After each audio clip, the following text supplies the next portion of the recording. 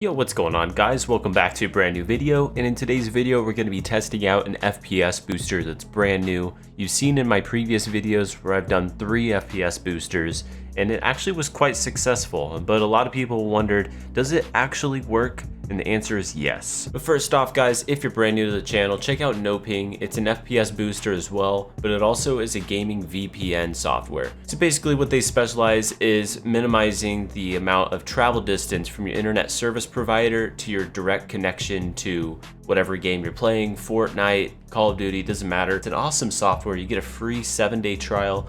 Link to that is in the description, as well as the link to the FPS booster that we're going to be testing out. So this is the FPS booster. I just stumbled across it. It's pretty new, so it wasn't out last year when I did my last FPS boosting video. So what the FPS booster does is it finds a way to make sure all your components are working as efficiently as possible to make your games run as smoothly and as high performance as possible.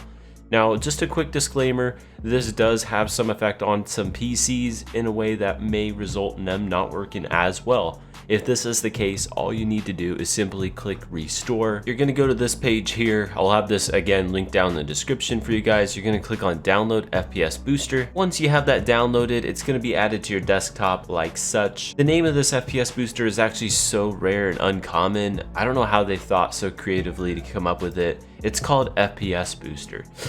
So first you actually have to create a free account. Just throw in your email and your password. So when you first jump in, you'll actually get a bunch of options here. If you already have Fortnite on your PC, which 99% of you do, and if you don't, why are you watching a Fortnite YouTuber? So you'll just click on Fortnite here, right? And the really cool thing about this is it's already gonna have an option for you to just click boost it. It's going to be immediate and it's going to already help you out. But we're missing something here, guys. We need to first test out what FPS we're getting in the game by default without running the boosted software. So let's take a look at that right now. And for the sake of the test, we're going to be keeping all of our settings the same, obviously, because otherwise we'll mess up our results. So right now we're on 1920 by 1080 windowed full screen.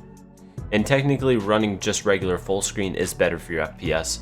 But this is easier for me as a content creator. So we're keeping it on windowed full screen, unlimited frame rate limit. All right guys, so we are loaded up in the game right now and we're just, as you can see, just testing it out without running the FPS boosting software. We're getting a low of about 270 and a high of up to 350, about that range. And again, if you look straight down, you're gonna get like really crazy numbers. Your numbers go up way higher.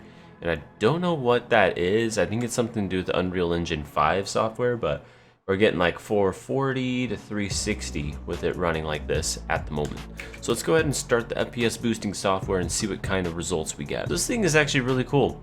For some reason it's showing it in Russian. Here you can clearly see it's cleared 32%, 52%, and 68% of our resources for our CPU, GPU, and RAM. Those are your main components for running Fortnite. So that is awesome stuff. I can't wait to benchmark it and test it right now. All right, and we just loaded in. We're good to go.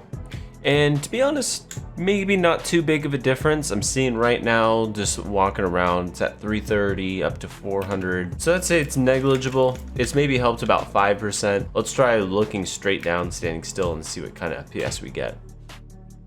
So actually we're getting close to about 500 at some points, getting 500 FPS at max FPS, which is actually better than what we had before running the software. Would I say though that it's a giant help? It's not like a night and day tremendously big difference. So if you guys remember from my previous FPS boosting video, the best software that we ran in that video was Razer Cortex. So we're gonna test Razer Cortex now and see if we can even beat 500 FPS at max FPS. All right guys, we just added it to the desktop. You can see it right here, Razer Cortex. We just fired it up and we're gonna test this one now. And this one I'm super excited about because it was absolutely the best FPS booster at the time. When I made that video last year. So let's see how it compares to the regular FPS booster we already tried. So this one's pretty similar. It'll give you startup game options here. You can also just click on game booster up here in the top left. I always just clicked on the game booster because it's going to apply the best settings for your PC regardless of what game you're playing. And there's even an option to have auto boost, which means every time your PC starts up with the Razer Cortex software, it's going to automatically kick in the best settings that you see down here. Now there is a Booster Prime. I've actually never tested the Booster Prime. If you guys want me to buy that and test it out, let me know down in the comment section below and we can do that next. For now, we're going to do just the free option. 16 items will be optimized. Found 67 items ready for optimization. So let's click on boost now. All right, it's all good to go. It's cleared memory, 2.22 gigabytes, which is fantastic. So let's jump in the game. So immediately testing it out. Again, not seeing a tremendous difference here. It could still be better, but we're gonna have to test it out for a bit to find out.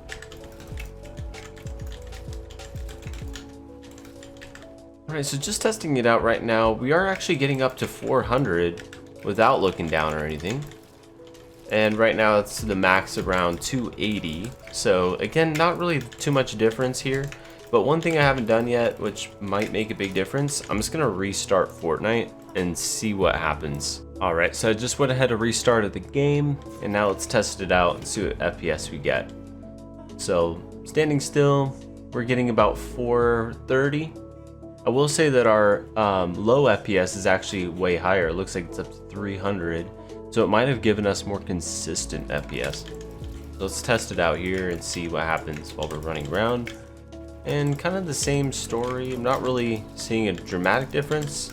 At times the low FPS is getting around 220, 230. Overall, would I recommend it? I'd say it's definitely something to try out if you haven't used an FPS booster, because it can give you about a 10%, maybe if you're lucky, 15, 20% more FPS. Hope you guys enjoyed testing out these FPS boosters with me. If you want to see more FPS boosters or even the premium software with Razer Cortex, let me know down below. I'll catch you guys in the next video. Peace out for now.